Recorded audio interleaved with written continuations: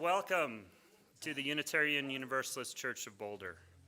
My name is Jim Rao, and I have served as a member of our Board of Trustees and most recently on our Leadership Development Committee.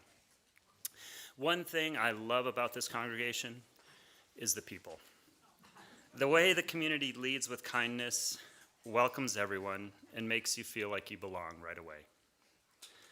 If you're joining us online, fill out a visitor form in the link in the description, and we'd love to connect with you. Some days, we bring our best selves to this space, and some days, we bring our struggling selves. Some Sundays, we arrive with open hearts, and sometimes our hearts get a little beat up during the week, and we forget how to trust and open. You are welcome here and loved exactly as you are right now. All of us are imperfect, but we're here to drop our defenses and trust that what happens in worship is powerful and life-giving. Together, we affirm that this day and our being together can make each of us braver, more compassionate, and wiser than when we woke up this morning. We welcome you here. Church is not a black tie affair where you're meant to sit perfectly still and silent and unreactive. If you need to move, please move. If you need to cough, please cough. If you need to cry, please cry. And kids, if there are any, I don't mean just you, I mean for every person of every age. The chalice is the symbol of our liberal faith. It is the warmth of our compassion, the fire of justice, a lamp on a spiritual path. As we light the chalice this morning, we'll say the words of our longtime covenant, which speaks to what it is we gather to do together. To covenant is to commit that even if we fall short of our aspirations, we will not let them go. In that spirit, gathered in person and online, will you all speak together our covenant aloud? We gather in fellowship to connect bravely, deepen spiritually, embody justice, and always love.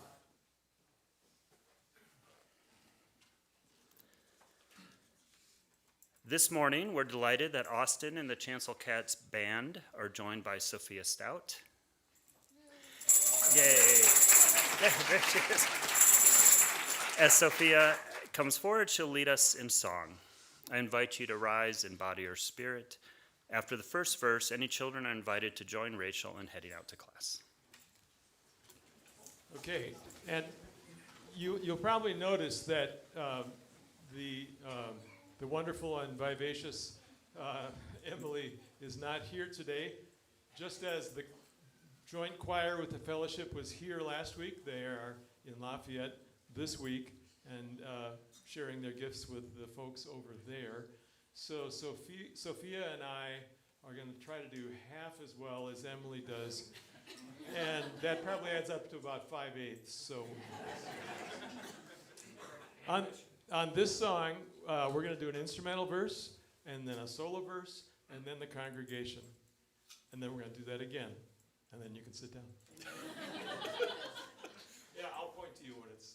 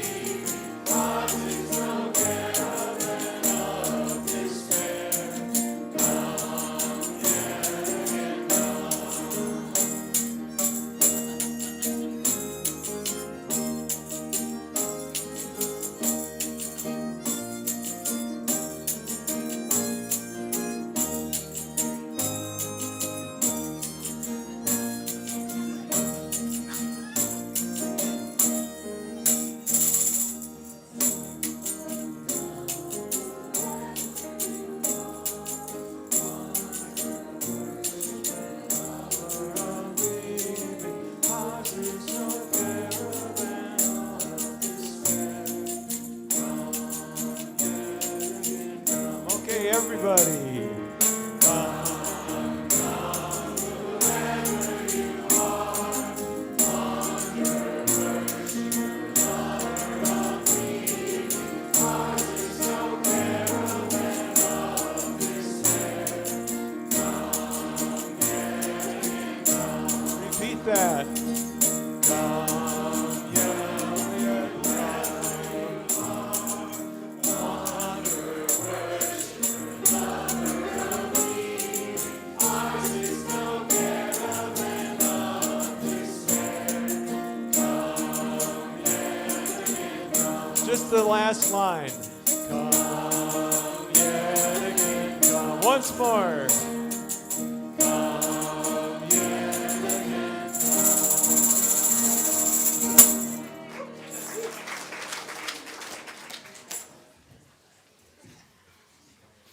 I love a room of people just eager to keep singing. I love it. I love it. Oh, friends, good morning. It is so good to be with you. It's wonderful to be away, and it's good to be back. What else can I say? This morning, there are a couple of things different in the service, and one of them you may or may not have seen on the way in, is that our stones ritual of placing stones to represent our joys and our sorrows, of witnessing that in each other, it is so beautiful. And over time, as this room has filled up more and more, it has become so long. So this morning, for the first time, our tray of stones and earth was out in the hall, and folks put them in as they came into the room. So we're not going to be coming forward later in the service. This is, in part, an elaborate apology if you missed that on the way in. But we'll try it out for a few weeks. We'll see how it goes. These words are by the Unitarian minister A. Powell Davies. He writes this called Why I Come to Church. If any of you are still wondering in this moment, what am I doing here? See if this works for you. He says this, let me tell you why I come to church. I come to church, I would whether I were a preacher or not, because I fall below my own standards, and my church of the free spirit brings me back to what I want to be. It's not enough, he writes, that I should think about the world and its problems at the level of a newspaper report or a magazine discussion. I must have my conscience sharpened until it goads me to the most thorough and responsible thinking of which I'm capable. I must feel again the love I owe to others. I must not only hear about it, but feel it. In church I do, he says. I need to be reminded that there are things I must do in the world, unselfish things undertaken at the level of idealism. Workaday enthusiasms are not enough. They wear out too soon. I want to experience human nature at its best and be reminded of its highest possibilities. It may seem as though the same things could be found in solitude, but it does not easily happen so. In a congregation, we share each other's spiritual needs and reinforce each other. And in some ways, the soul is never lonelier than at a church service. Yet it's a loneliness that has strength in it. Perhaps this is because the innermost solitude of the human heart is in some paradoxical way a thing that can be shared, that must be shared, if the holy is to find full entrance into it. We meet each other as friends and neighbors anywhere and everywhere, but seldom do so in consciousness of the soul's deepest yearnings. But in church we do, in a way that protects us from all that's intrusive, yet leaves us knowing we all have the same yearning, the same spiritual loneliness, the same need of assurance and faith and hope. We're not merely an audience, we're a congregation, he writes. And we unite in the quest of truth and God and life's loveliest hopes and visions, and for the reinforcement of our dedication to the service of our fellow human beings. I come to church to be refreshed and comforted, not in a cheap or easy way, far from it, but by feeling once again that in the mystery of human life, with all its perils and pains and fears, something answers the cry in our hearts. Life must have its sacred moments and its holy places. We need the infinite, the limitless, the uttermost, all that can give the heart a deep and a strengthening peace. Friends, will you take a breath with me?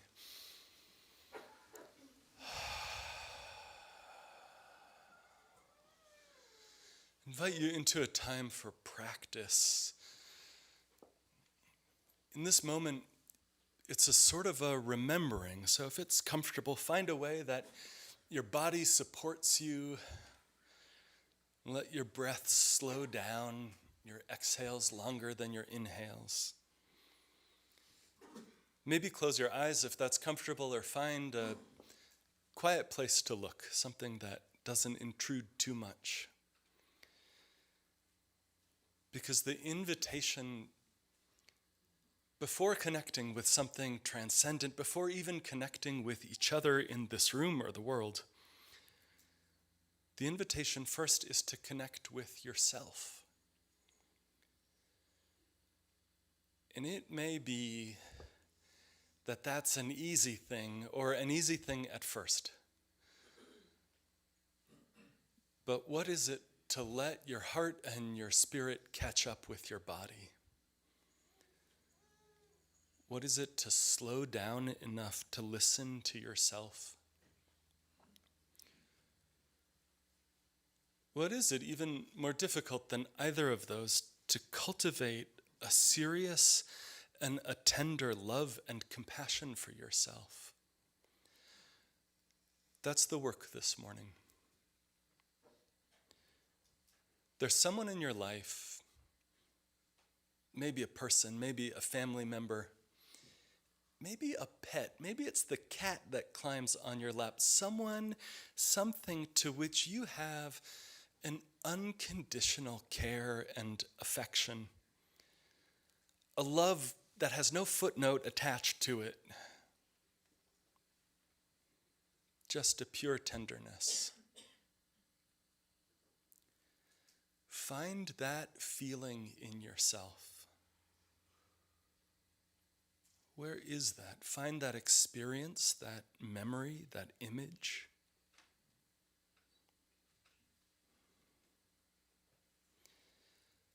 Find it like a closed doorway in a very dark room that you see just the outline of with light behind. That feeling of compassion, of tenderness, of genuine care. And open that door and let that same feeling be directed toward yourself, as if behind the door there's a mirror and you're meeting yourself there with all the love that you have for someone else. And maybe finding yourself in that mirror at first is disappointing or difficult. Maybe it would be easier if it was someone else other than yourself. But begin there. And offer yourself the same sort of quiet love you would anyone else. A new baby, a purring cat, an old friend. We'll be together in silence for a few moments.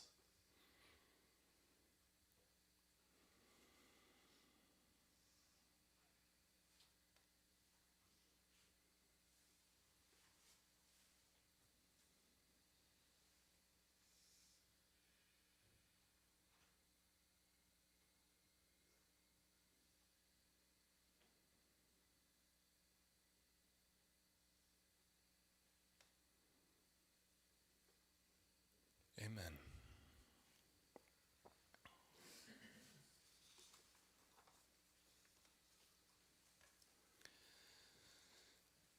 There's a thread which weaves through this gathered community of broken hearts, whether you show those broken hearts or not.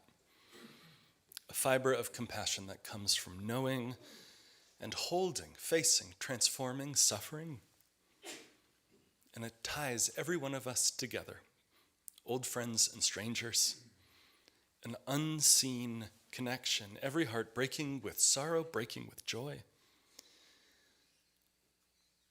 And in the services, we set aside time to unveil that unseen interconnection, our hopes and concerns.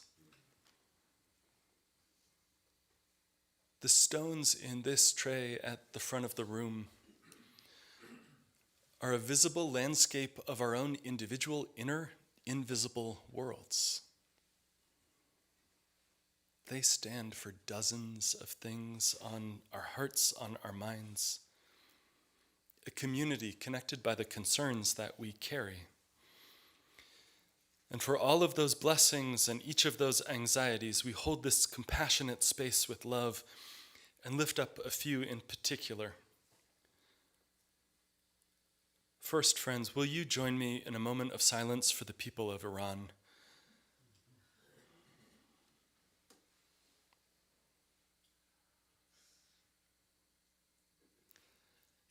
They celebrated New Year yesterday in the midst of war.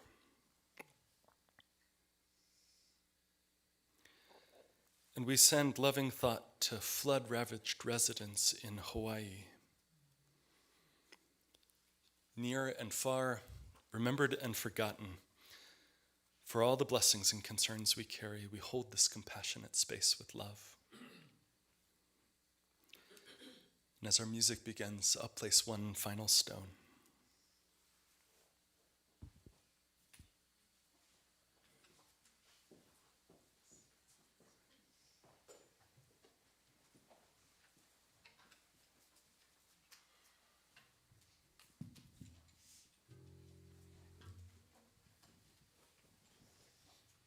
This song is called Up From Your Life by James Taylor.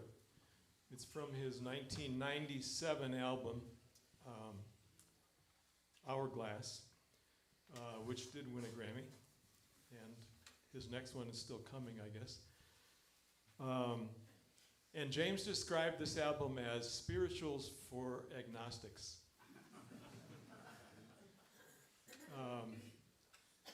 I think he and I have a lot in common, that, and also growing up in the 60s and liking guitars and having long hair and now wearing caps. So the first verse says what's not working for him and us, perhaps, and the second verse and third paint a more hopeful picture.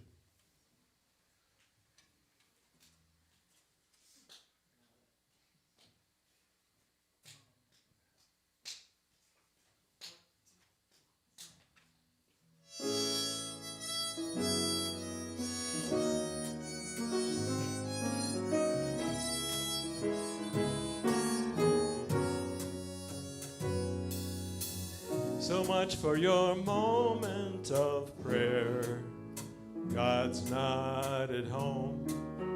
There is no there, lost in the stars. That's what you are, left here on your own. You can only hope to live on this earth. This here is it. For all it's worth, nothing else awaits you. No second birth, no starry crown. Oh, for an unbeliever like you, there's not much they can do. It would turn you away, though I hate to see you surrender. You need to surrender. We must find you a way to look up from your life,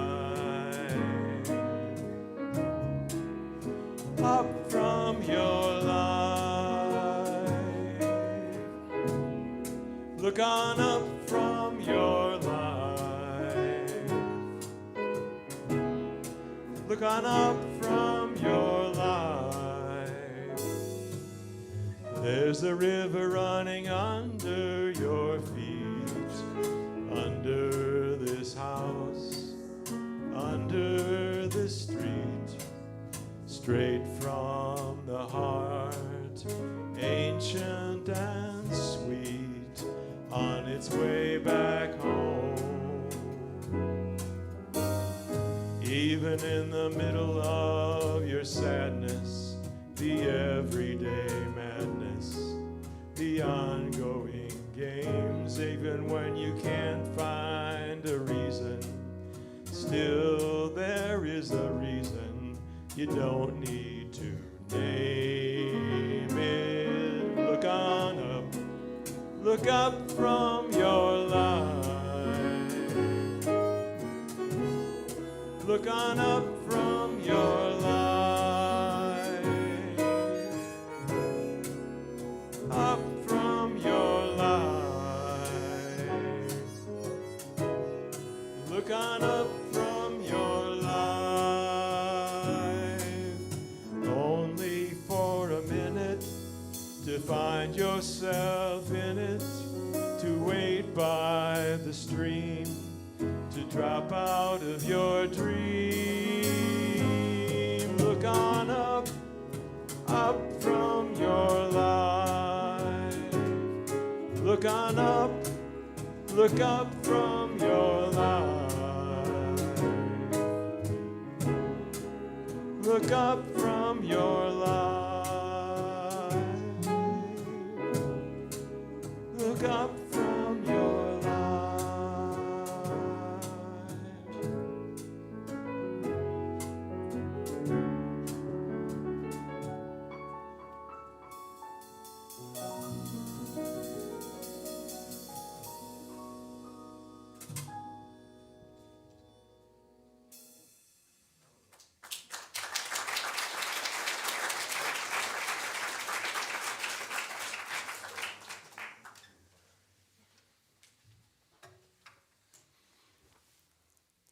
Spirituals for agnostics I had not heard before. I love that.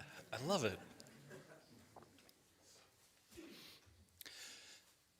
Karl Marx did not say that religion is the amphetamines of the people.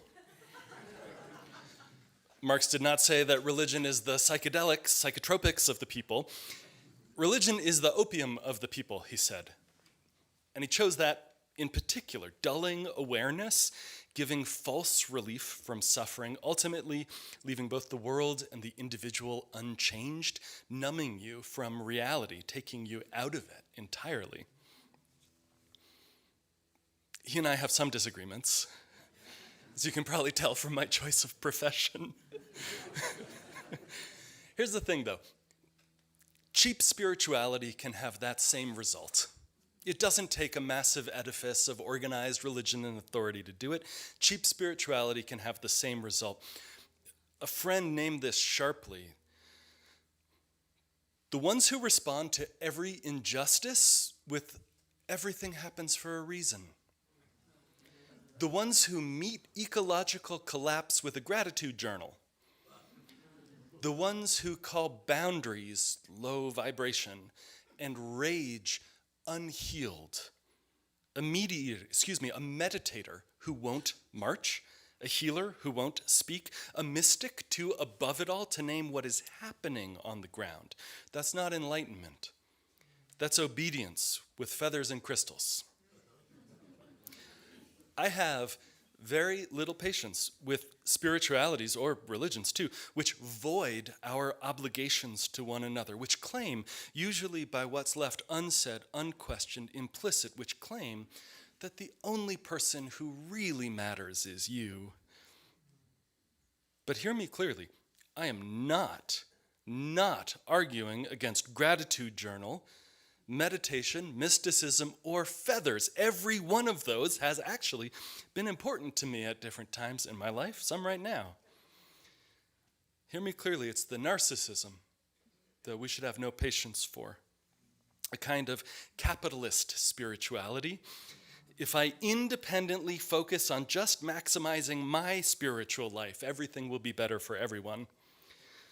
The invisible hand of the marketplace is actually just kind of going like that. It's an Adam Smith joke for all you Adam Smith heads. No? Okay, I'm going to keep going.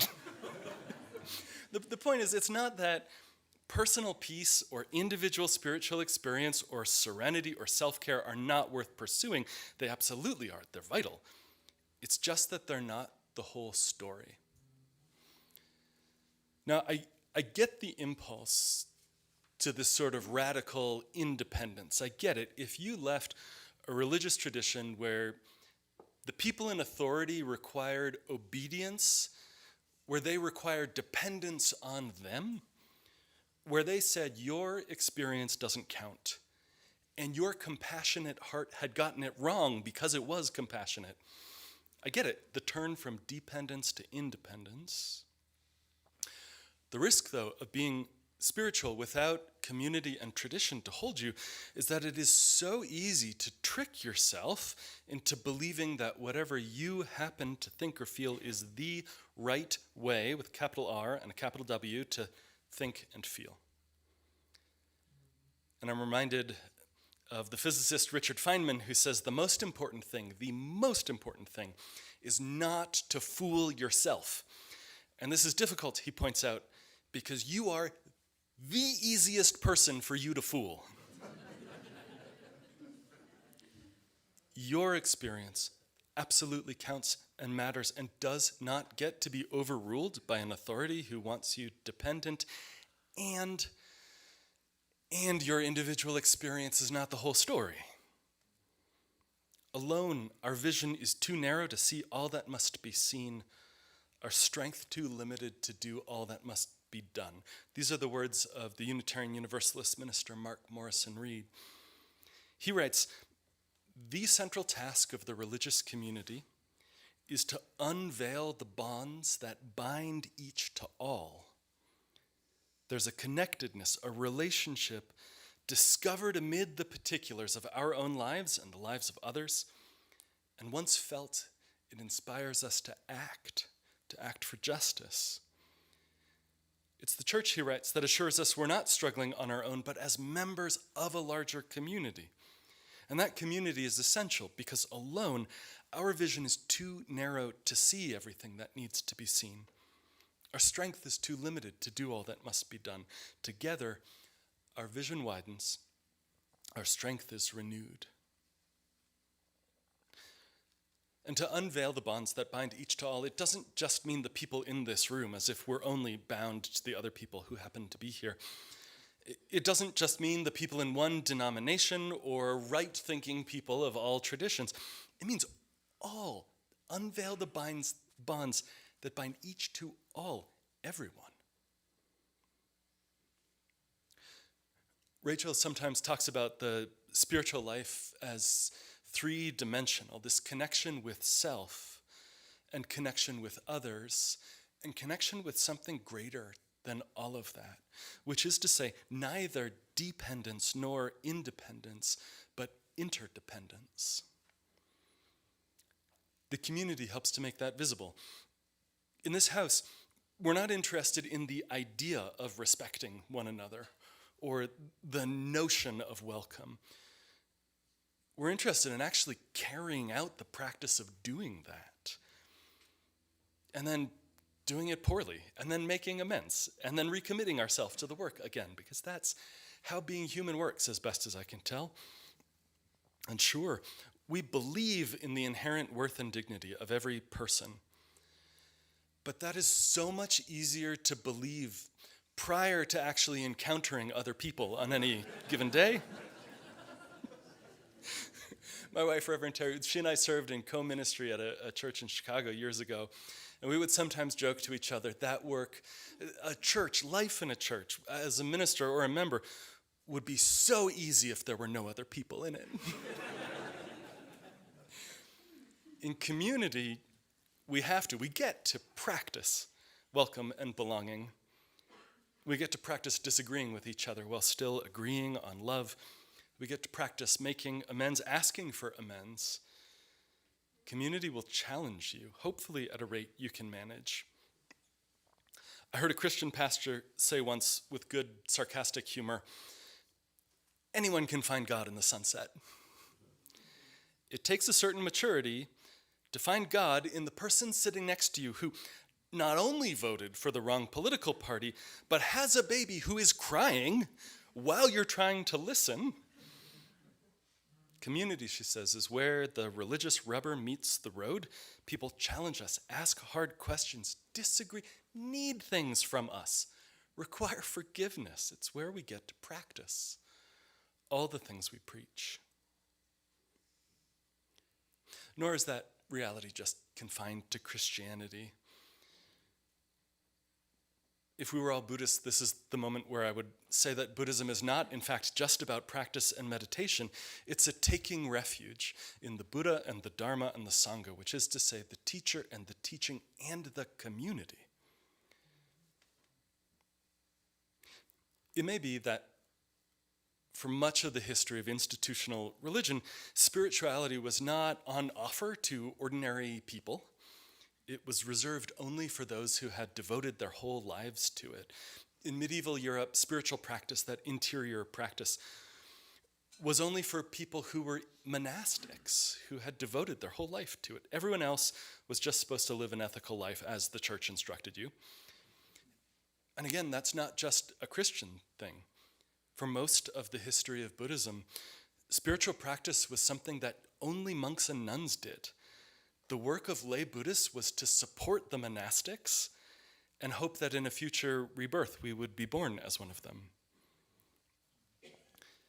But then, the farther back you go in time, the more the boundaries between the spiritual and the religious get muddled. Sometimes it seems easy to differentiate spirituality as that internal thing that's happening inside, and religion as that edifice, as the outside, as the form of the thing. But the farther back you go, the more that boundary just gets muddy in really useful ways. The word spirituality first appears in the 5th century, referring to a quality of life which should result from the spiritual gifts imparted to all who believe in Christ. You can guess what context that definition came in.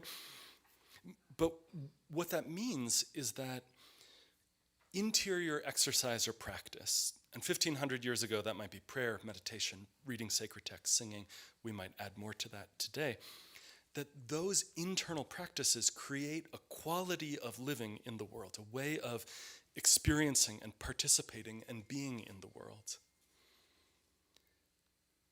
In Latin, the root of the word religion draws on 2 sources, one of which means to go over again in thought, like wearing in wagon tracks through the wilderness of your spirit, creating an internal path in the habits of your mind and heart. And then in ancient Greek, there wasn't really a word for religious with the set of associations we have today about institutions and authority. Instead, there were words to indicate that a thing was holy, was precious, was connected to something larger than oneself. There were words to indicate that something was being used well, used for a purpose, a kind of inner accord or rightness that's absent, say, in an act of violence. And there were words for reverence or respect or honoring, but that reverence wasn't automatically directed towards a higher power. It didn't need to have an object at all. All of which is to say, in the useful confusing of definition, that to be religious involved a whole constellation of attitudes and actions, a connection to something greater than yourself, right action, reverence, a concern for others in the world. 3-dimensional. Sometimes I think the preacher's job is to make simple things complicated and complicated things simple. And here I am trying to make religion more complicated as if it was not already. In part, though, I dwell on this word religion because I don't want to abdicate the use of traditional language which belongs to us, just as much as it belongs to the conservatives.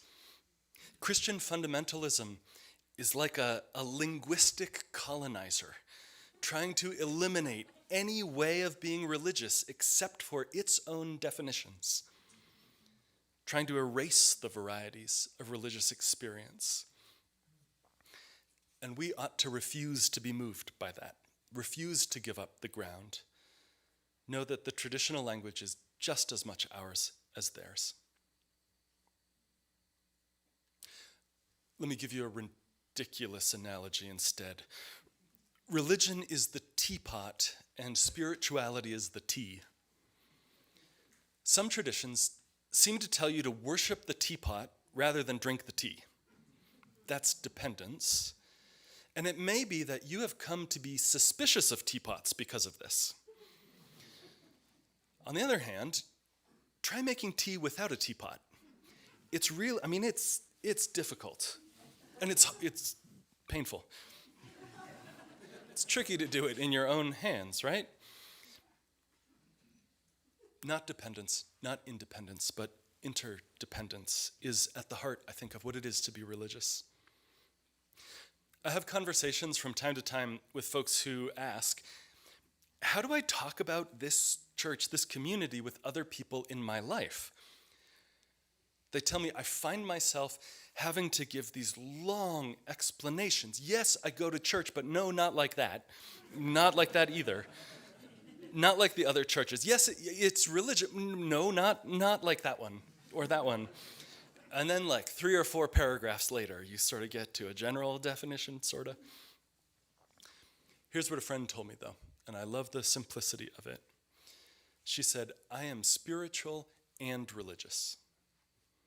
My personal, individual spirituality needs a home, a community where we put love at the center and love the hell out of the world, where we each find and know and name the sacred in countless ways, because it's not about being right, it's about being in right relationship, where revelation, what's true, is always unfolding and accessible to every one of us.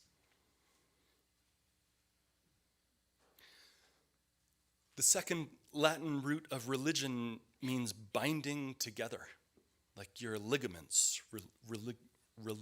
I'm not going to try it. But it means a connectedness, right? A relationship discovered amid the particulars of our own lives and the lives of others.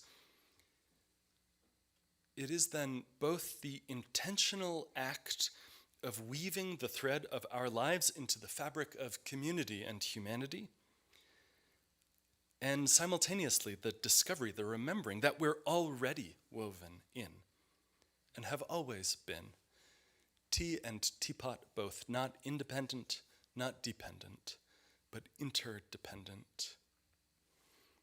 Amen. Friends, will you rise in body or spirit? Let's sing together. It's Blue Boat Home. Someone told me once, if there was a Unitarian free bird, it would be Blue Boat Home. And in that spirit of joining in with enthusiasm, with connection, with interdependence, we'll make music together.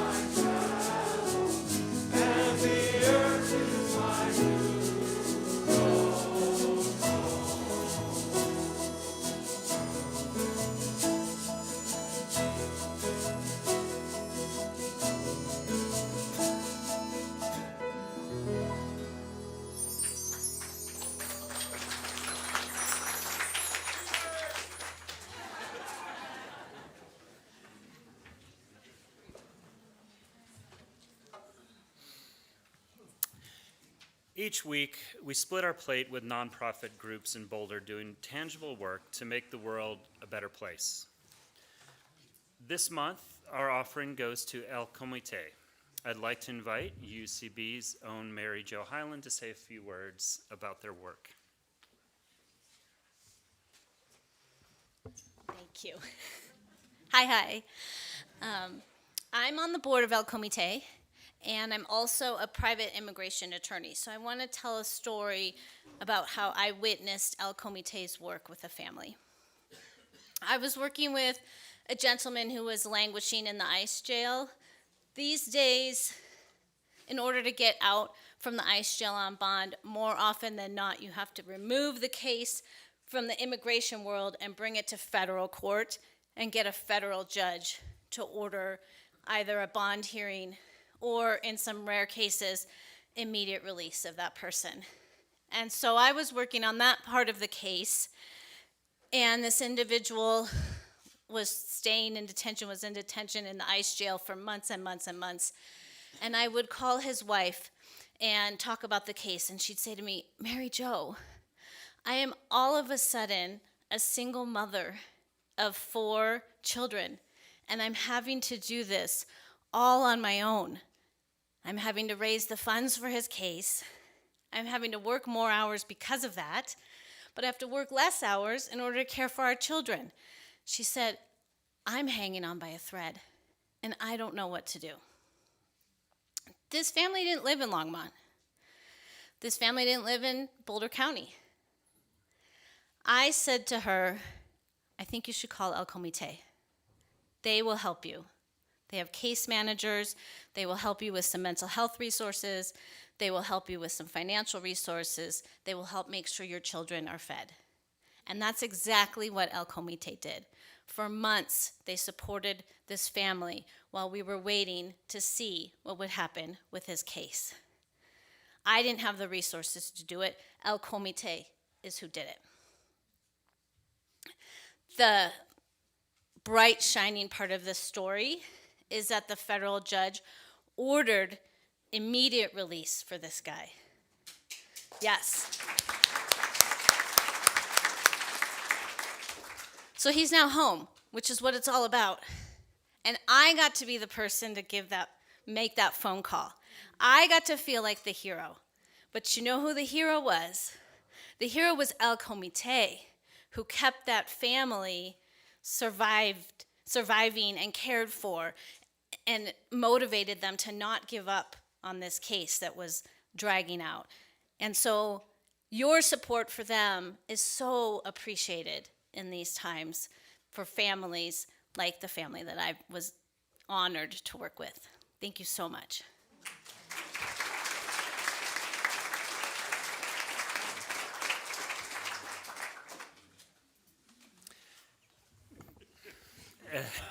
As the baskets come around, or as you scan the QR code, I invite you to give as generously as you are able. May our gifts be used to enact justice, bringing peace and love to the Boulder community and the wider world.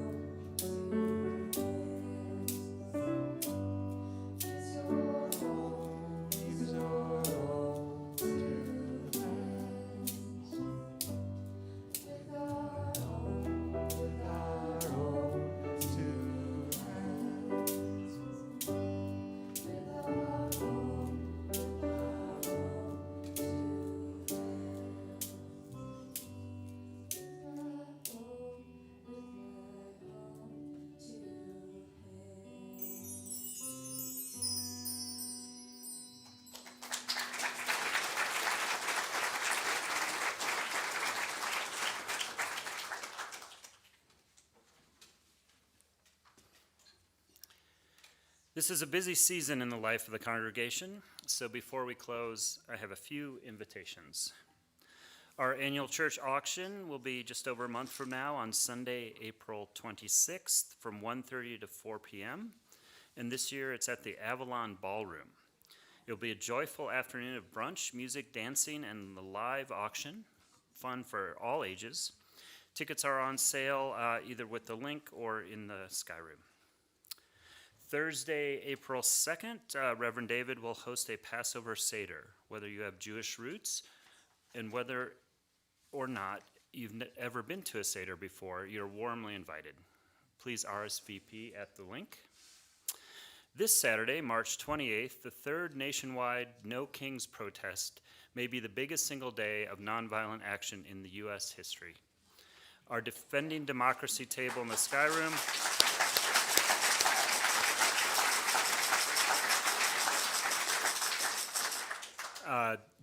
Defending Democracy table in the Sky Room has more information on where UUC beers will be, so you don't have to go alone.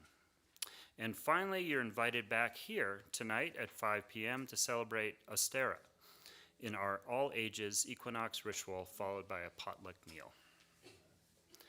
Will you now rise and body your spirit as we sing our closing song?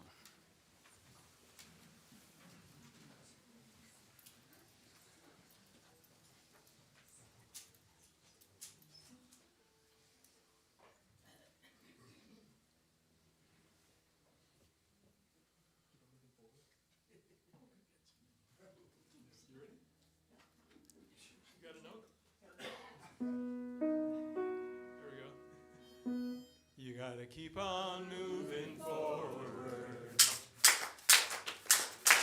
Keep on moving.